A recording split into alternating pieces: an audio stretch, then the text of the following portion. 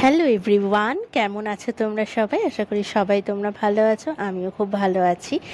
ভিডিওটা দিতে একটু লেট হয়ে গেল, তার কারণটা হচ্ছে একদমই ভয়েস ওভার দিতে পারছিলাম না, কারণ গলার অবস্থা ভীষণই খারাপ ছিল কিছুদিন আগে পর্যন্ত। তো এখন বেরিয়ে পড়েছি কাজে।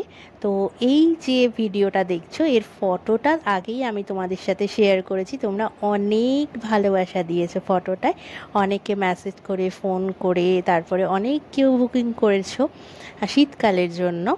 আর বাই দ্য ওয়ে, আমরা এখন বেরিয়ে পড়েছি। আর দেখেছো কত জল রাস্তায়, এই জল পেরিয়ে পেরিয়ে রোজ কাজ করতে বেরাচ্ছি। আর হচ্ছে আমার সাথে যাচ্ছে মিতা, ও হচ্ছে আমার স্টুডেন্ট। আজকে বলেছে ও আমি তোমার সাথে যাব, চলো। কেউ না কেউ আসেই এক একদিন করে আমার সাথে, কারণ ওদেরও প্র্যাকটিসের দরকার, তাই ওরা দেখতে আসে।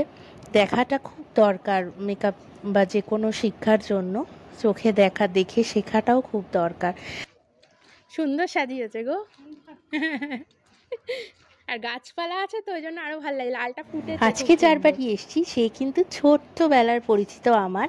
তো চলো ঘরে গিয়েই তার সাথে পরিচয়টা করাই, আলাপ করাই।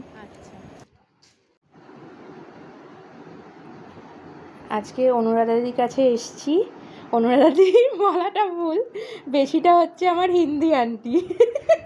আমাকে ছোট থেকে হিন্দি পড়িয়েছে, নিজেও 7-এ পড়তো তখন থেকে হিন্দি পড়াতে। আচ্ছা বলো, তোমার কীরকম মেকআপ পছন্দ, কিরম চাইছো আর কি? একটু লাইট মেকআপ করবো আমি, মানে খুব একটা বেশি মানে খুব একটা ডার্ক মেকআপ চাই না, মানে একটু লাইটের উপরে চাই কিন্তু সুন্দর, মানে আমার একটা অরিজিনাল, হ্যাঁ সিম্পল একটু। আর আমার যে অরিজিনাল লুক যে আছে, মানে যেরকম আমি এখন দেখি স্কিন টোনটা আর কি একই থাকবে। হ্যাঁ মানে এরকমই, মানে তুমি জানো তুমিই থাকো। হ্যাঁ হ্যাঁ মানে আমার ছেলে আমার বরই চিনতে পারলো না আমি কে। না চলো চেষ্টা করো। আচ্ছা, তো আমার এখানে বেসটা কমপ্লিট করা হয়ে গেছে।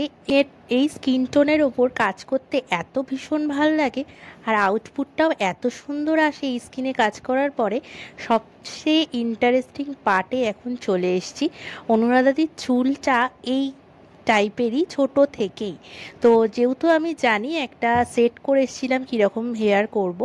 তো বা যারা এরকম গিয়ে ক্লায়েন্টকে দেখতে পারবে যে একদমই চুলে আঁচড়ানো যাবে না বা এরকম, তো তারা একদম সিম্পল একটা লুক দেওয়ারই সবসময় চেষ্টা করবে। আমিও আজকে তাই করেছি। তো চলো চুল বাঁধাটা দেখে নিয়ে আজকে কীরকম করা যায়। তো আমি একটা ভাবনা চিন্তা মাথার মধ্যে রেখেছি। অনুরাধাদির চুলটা একদম ন্যাচারাল ক্রিম্পিং করা, আমি মিতাকে তাই বলছিলাম বারবার করে। এরপরেও আর একটা পার্টি লুক তোমাদের সাথে শেয়ার করব, আর একটা পার্টি লুক রয়েছে।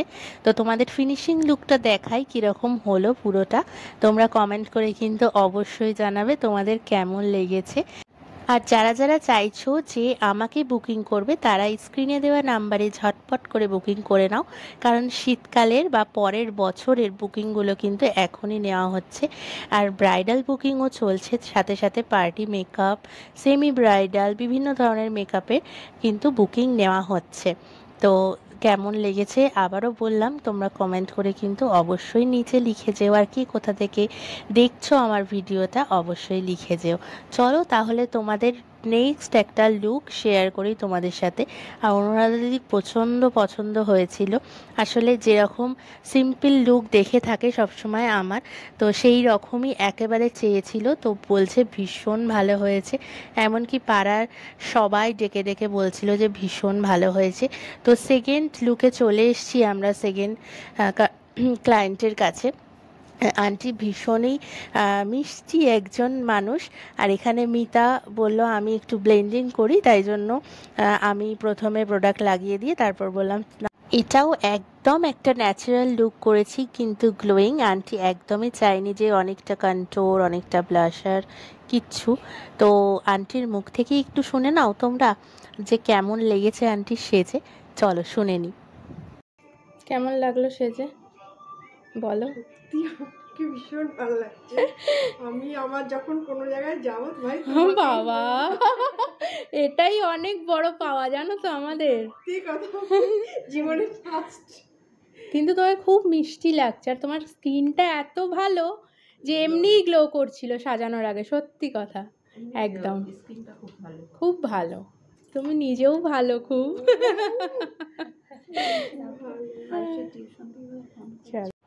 চলো তাহলে আজকের মতো টাটা, এখন যাচ্ছি বাড়ি। লাস্টে শেয়ার করে দিলাম তোমাদের সাথে পুরোটা সারাদিন আজকে যা যা কাজ করেছি সেই ফটোগুলো। চলো টাটা, সবাই ভালো থেকো।